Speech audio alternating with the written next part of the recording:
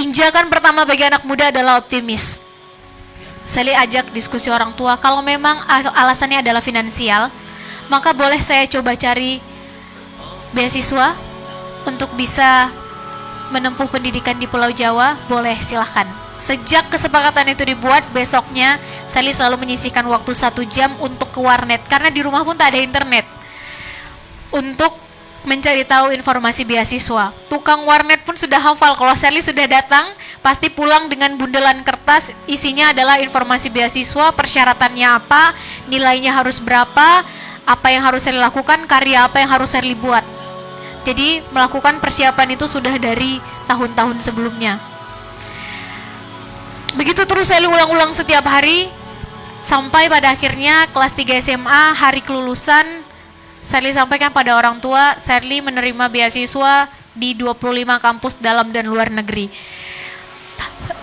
Itu biasa saja teman-teman, bukan itu intinya, karena kalau ditanya pintar, akan ada ratus ribuan anak muda di Indonesia yang jauh lebih pintar, IQ-nya lebih di atas rata-rata. Kalau dibilang cerdas, ada orang yang dalam 1 tahun bisa puluhan olimpiade yang dimenanginya. Sally bukan orang pintar, Sally bukan orang cerdas. Tapi kalau ada orang anak muda yang punya ide, gagasan, keinginan, cita-cita dan mau bekerja keras mewujudkannya, maka Sally akan acung tangan. Karena itu adalah kekayaan anak muda. Dan teman-teman yang merasa muda di sini seharusnya punya kekayaan itu juga. Karena itu adalah jiwanya anak muda. Dia mau menancapkan mimpinya apa dan harus mau bekerja keras juga untuk mewujudkannya. Pada akhirnya semua punya kesempatan yang sama. Sally pilih akhirnya saat itu di Yogyakarta, di UGM. Sudah direstui awalnya, kemudian muncul alasan kedua. Nak, kamu perempuan. Alasan yang menurut Sally mungkin sebagian teman-teman di sini juga merasakan, kalau perempuan pada akhirnya nanti kodratnya akan menjadi istri dan ibu, ngapain kamu harus kuliah jauh-jauh, nak? Toh nanti sesudah kuliah, kamu juga akan menikah, sesudah menikah kamu punya anak, dan kamu akan jauh lebih mulia ketika sebagai madrasatul ula kamu fokus pada anakmu. Teman-teman yakinlah, bagi teman-teman yang merasakan hal yang sama, yakinlah orang tua selalu menginginkan yang terbaik untuk anaknya. Tadi saya sempat sharing saat makan siang, tak ada orang tua yang ingin menjerumuskan anaknya. Waktu berubah, zaman berganti. Akan ada perspektif-perspektif baru di zaman milenial sekarang yang mungkin tak terfikirkan, tak terbayangkan oleh orang tua. Maka sampaikan dengan sopan dan santun. Bukankah demikian anjuran agama? Maka sampaikan, diskusikan, komunikasikan. Jangan menggerutu, apalagi menghakimi, apalagi membuat kondisi diri menjadi pesimis dan realistis. Jangan mau jadi anak muda pesimis dan realistis. Saat itu Sally sampaikan, bukankah Sally ajak diskusi, bukankah menuntut ilmu adalah hal yang baik? Dan bukankah menjalankan kodrat sebagai perempuan, madrasatul ula nanti juga adalah hal yang baik? Lantas kenapa dua hal baik ini harus dibenturkan? Kalau dengan kuliah di Aceh, kemudian selesai menjalankan kodrat sebagai perempuan, menjadi istri, nanti menjadi ibu, kebermanfaatan untuk lingkungan keluarga dirasakan. Izinkan saya merantau menuntut ilmu ke Pulau Jawa, sehingga kebermanfaatannya jauh lebih bisa dirasakan oleh lingkungan yang lebih banyak. Kemudian berselanglah 7 hari. Di hari ke-8-nya saya dipanggil, nak silahkan kamu lanjutkan dengan 3 amanat. Pertama, ingat kodratmu sebagai perempuan. Kedua, ingat kodratmu sebagai muslimah. Ketiga, ingat kodratmu sebagai anak bangsa Indonesia.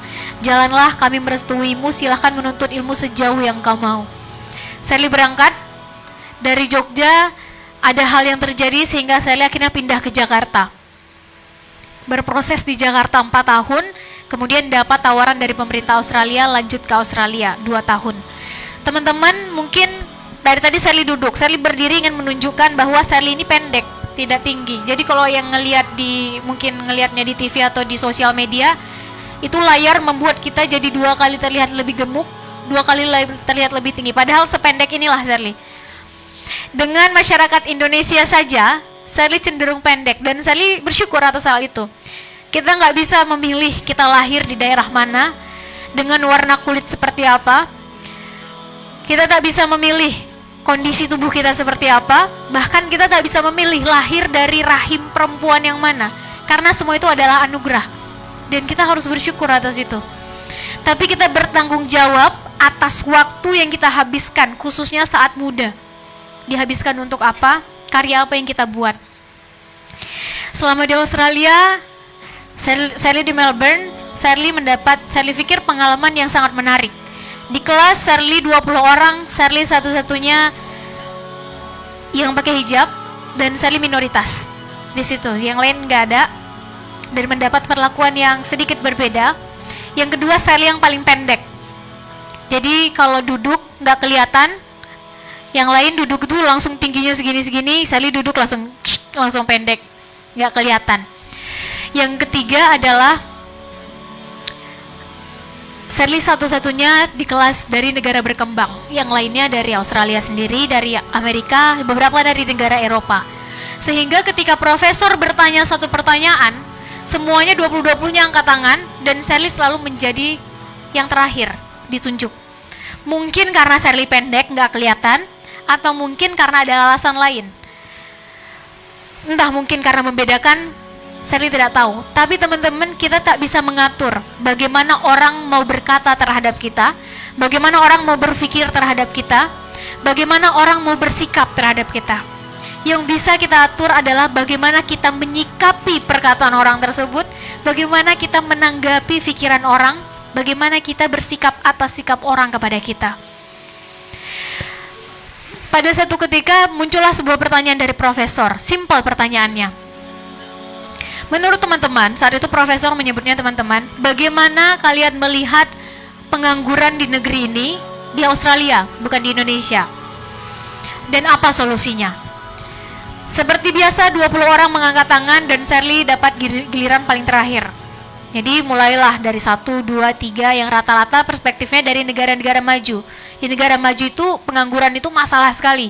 Sehingga solusi yang diberikan rata-rata berikan rumah bantuan, berikan dana bantuan, mereka digaji sampai pada standar tertentu untuk bisa masuk kerja.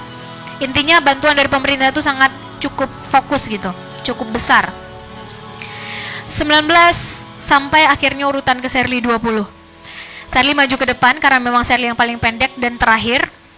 Sally sampaikan, izinkan saya berdiri karena saya yang terakhir mengutarakan pendapat dan akan menutup kelas ini. Saya lahir di sebuah provinsi ujung paling barat di Indonesia, namanya Aceh. Mungkin orang-orang sana nggak tahu namanya Aceh. Dan Aceh, tempat saya lahir ini adalah provinsi yang literasinya paling rendah di pulau itu, di Pulau Sumatera. Saya lahir dan besar di sana.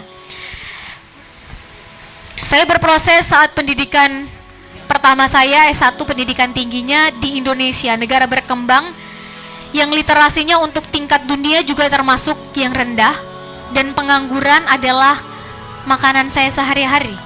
Selalu saya baca, justru ketika tidak membaca itu ada yang aneh. Sehingga ketika ditanya masalah pengangguran, saya dari negara berkembang, lahir dan besar di negara yang literasinya pun paling rendah di pulau itu, menurut saya A, B, C dan solusinya adalah X, Y, Z. Tak perlu kita bahas di sini karena forumnya bukan untuk membahas itu. 10 menit, akhirnya teman-teman mengapresiasi, tepuk tangan, aplaus. Selesai, semua keluar ruangan. Saat Sally keluar ruangan, Sally dicegat oleh profesor. Sally, saya minta maaf jika ada etika saya yang salah kepadamu. Saya minta maaf jika ada sikap saya yang salah, mungkin sedikit mengecilkanmu. Tapi izinkan saya memberikan kamu satu kesempatan, satu tawaran menarik.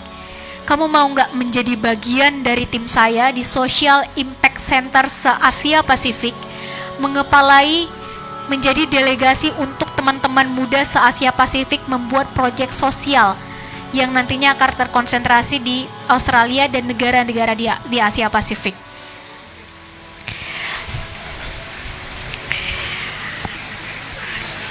Aman ya? Aman. Kalau ada teman-teman hal yang ingin Sally lakukan sesudah lulus saat itu adalah posisi pekerjaan itu, sehingga rasanya untuk mengatakan tidak itu mulut berat sekali. Tapi teringat pada 3 amanah yang orang tua sampaikan tadi. Yang ketiga adalah bahwa kamu adalah anak bangsa Indonesia.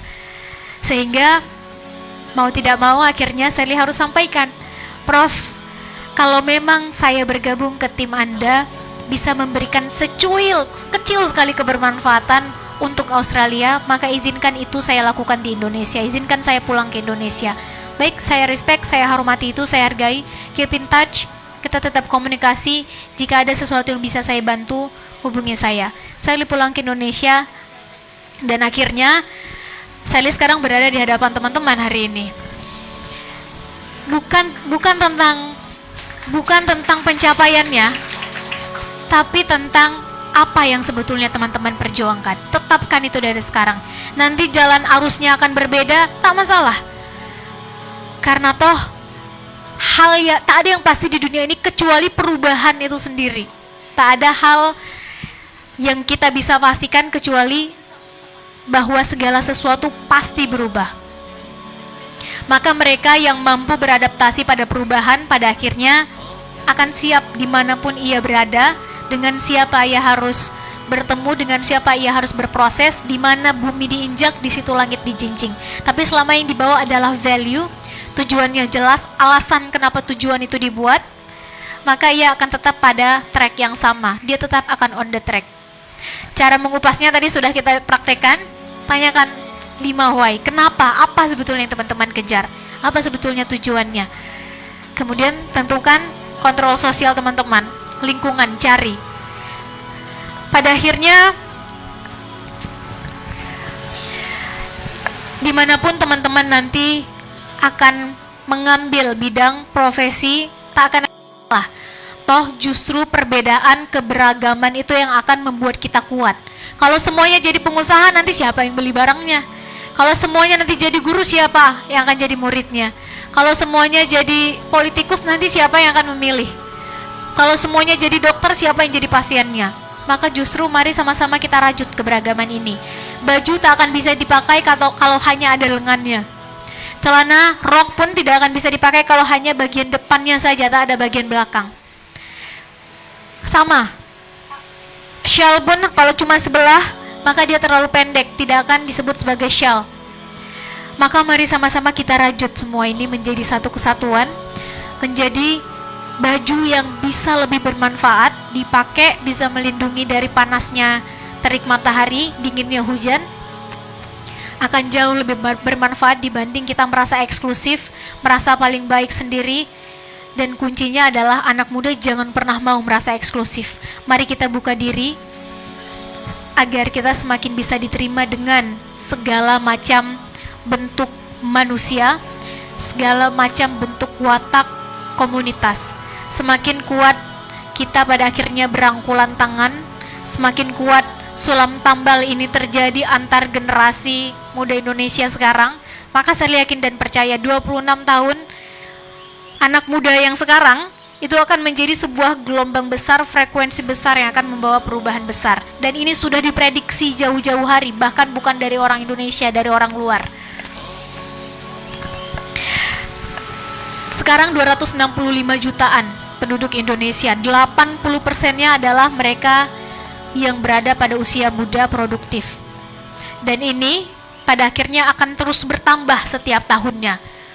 Banyak orang bilang ini adalah bonus demografi. Namun pertanyaannya ibarat buah si malakama, apakah ini akan menjadi tantangan dan masalah atau kesempatan kita untuk mengakselerasi, melakukan percepatan dalam setiap sendi kehidupan? Pendidikan, kesehatan, apalagi politik, budaya, literasi, silahkan pilih bidang teman-teman apa. Dakwah, agama, sebagai guru, silahkan pilih. Ketika kita bisa mempersiapkan diri, maka perubahan pun akan terjadi. Perubahan besar tak akan terjadi tanpa ada akumulasi perubahan kecil, dan partikel perubahan terkecil adalah di pikiran kita sendiri. Maka mari kita mulai dari hari ini. Kalau ada 1000 alasan untuk menunda, memulai, tentukan tujuan jangka panjang dari sekarang di diri kita sendiri, maka pastikan ada 1001 alasan untuk memulainya hari ini. Cukup satu alasan untuk membuat langkah kita terus berjalan. Cukup satu alasan untuk membuat badan kita terus bergerak, cukup satu alasan untuk membuat kita terus melahirkan kebermanfaatan yang bisa jadi kebermanfaatan itu menginspirasi orang lain untuk melakukan kebermanfaatan lainnya. Sekarang waktunya teman-teman, waktu muda tak akan berulang 2 kali. Waktu muda adalah waktu yang paling berarti. Manfaatkan itu, jangan tunda lagi, lakukan itu sekarang.